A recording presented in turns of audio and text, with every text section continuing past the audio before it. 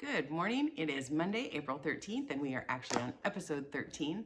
I want to remind you, if you're watching this and you're like, today's not Monday, it's not April 13th, that those are just the days and the dates that I am loading these up on YouTube. So if you're a little behind or you're on a different day, that doesn't matter. If you're in Folsom Cordova Unified School District, this is your last day of spring break. If you're not, hope things are going well, and no matter what, I'm glad you joined us. So we are going to do our pledge and motto really quickly, and then we'll get started where we left off with James and the Giant Peach. Remember last week? Oh my gosh, they got dealt with massive amounts of hail from the Cloudmen. So we'll see where we're going with that. I will get out of the way so we can do the flag, and here we go.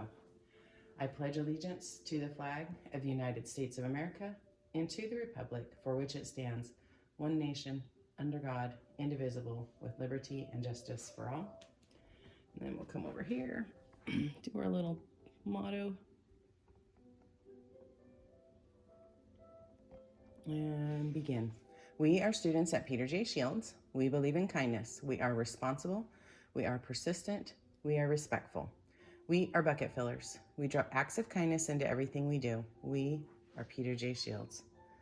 Alrighty. I know it's doing the pledge and the motto when we're doing break, and you don't normally do that, but I thought I would just try to stay consistent as we go through this and we try to all adjust to this new normal, as we're seeming to now call it. I forgot my glasses, so I'm going to do my best to read this first round without them, and we'll see how it goes. I might have to start recording again.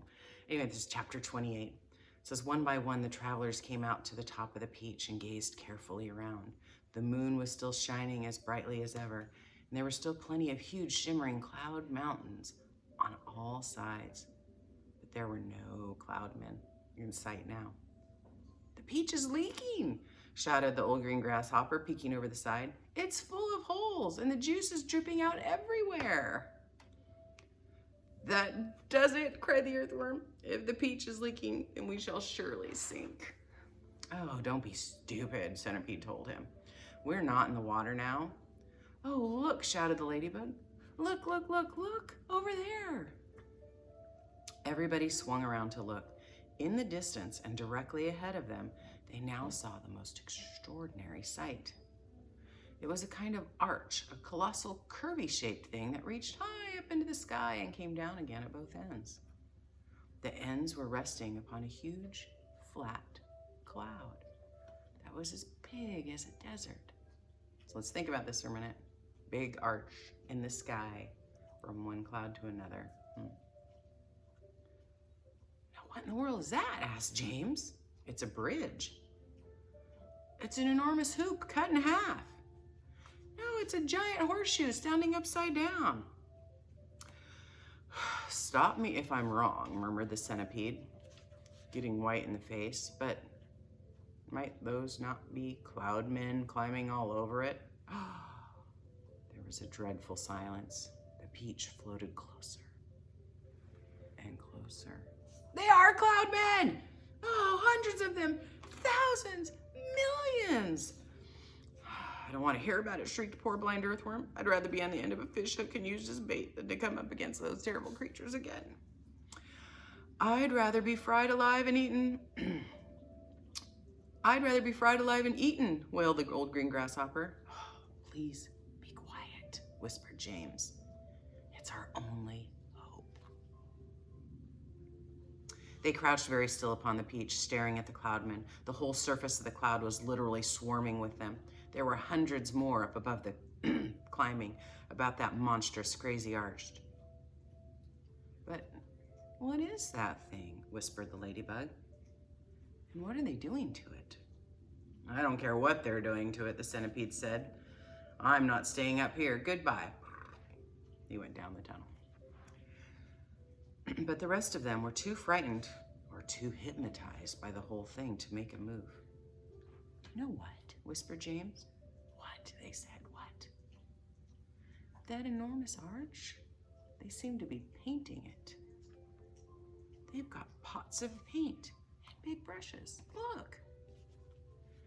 And he was quite right. The travelers were close enough now to see that's exactly what the Cloudmen were doing. They all had huge brushes in their hands, and they were splashing paint into the great curvy arch in a frenzy of speed, so fast, in fact, Then in a few minutes, the whole arch became covered with the most glorious colors of reds, blues, greens, yellows, and purples.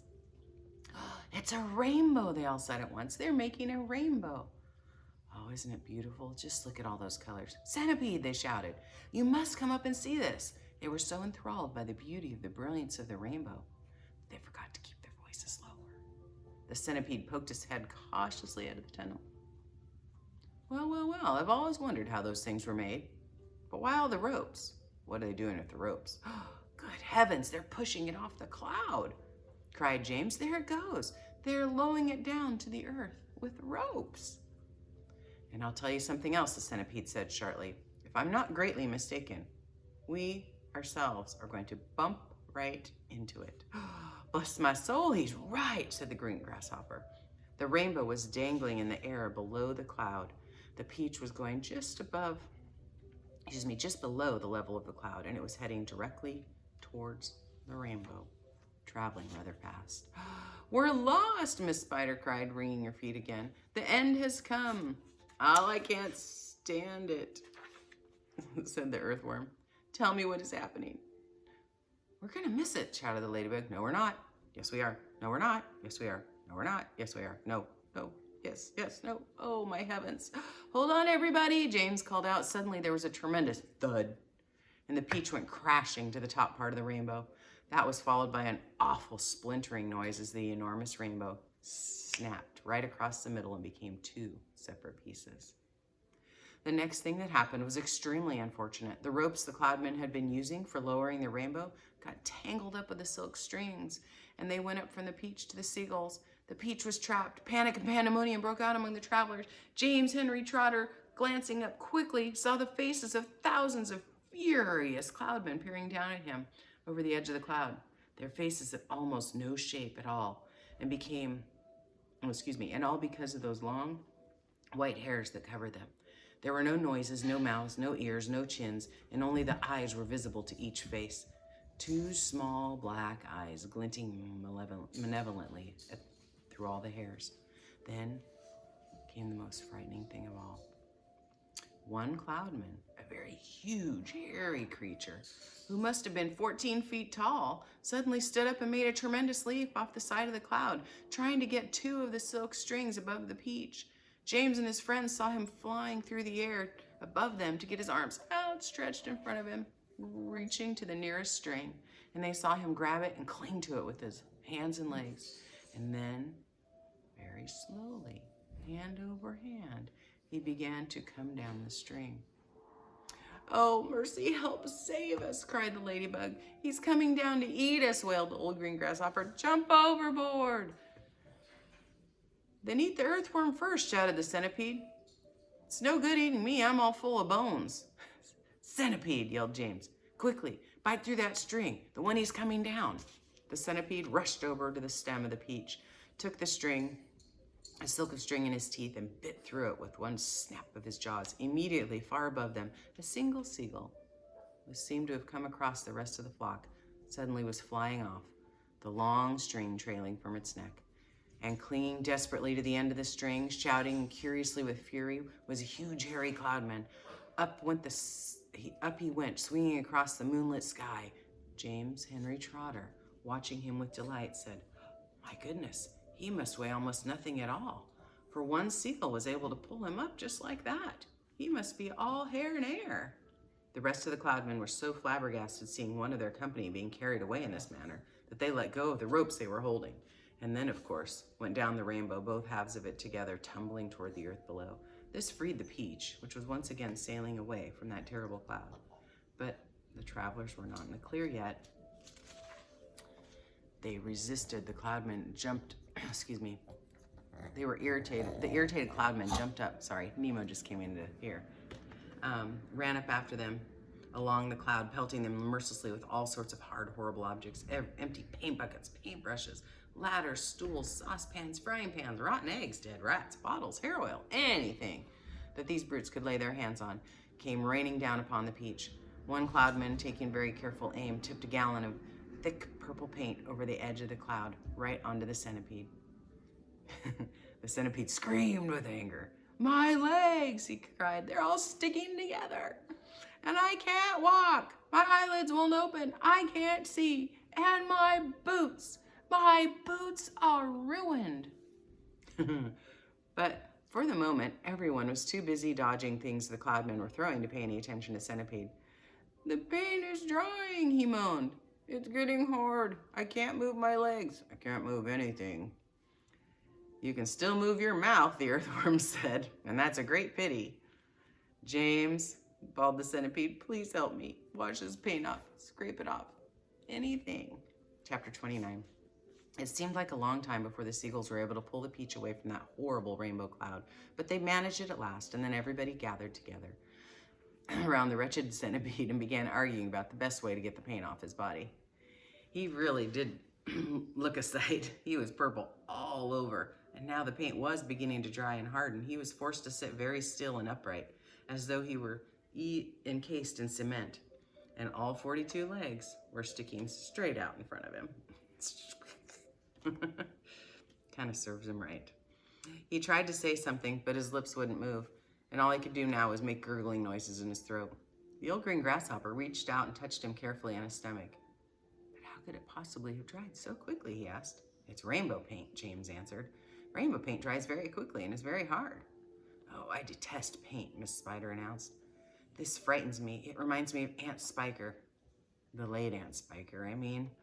Because the last time she painted her kitchen ceiling, my poor darling grandmother stepped into it by mistake when it was still wet, and there she stuck. And all through the night we could hear her calling to us saying, help, help. And it was heartbreaking to listen to her. But what could we do?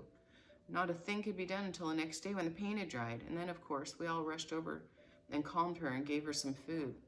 Believe it or not, she lived for 6 months like that. Upside down, on the ceiling. Her legs stuck permanently in this paint. She really did. We fed her every day. We brought her fresh flies straight from the reb.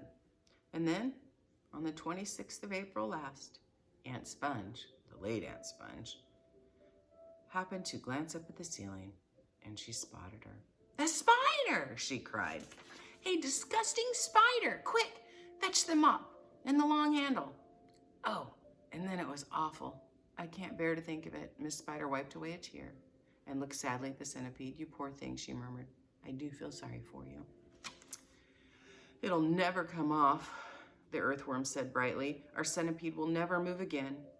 He will turn into a statue, and we shall be able to put him in the middle of the lawn with a bird bath on top of his head. We should try peeling him like a banana, the old green grasshopper suggested. Or rubbing him with sandpaper, the ladybug said. Now, if he stuck out his tongue, the earthworm said, smiling a little for perhaps the first time in his life. If he stuck it out really far, then we could all catch hold of it and start pulling. And if we pulled hard enough, maybe we could turn him inside out and he would have all new skin. There was a pause, while the others considered this interesting proposal. I think, James said slowly, I think the best thing to do. Then he stopped. What was that? He asked quickly. I heard a voice. I heard someone shouting. And that's where we're going to leave off today, kiddos. So we will start chapter 30 tomorrow. Have a great day, and I will see you later. Thanks for tuning in. Be safe, be kind, and just hang in there. We love you and we care about you. Bye.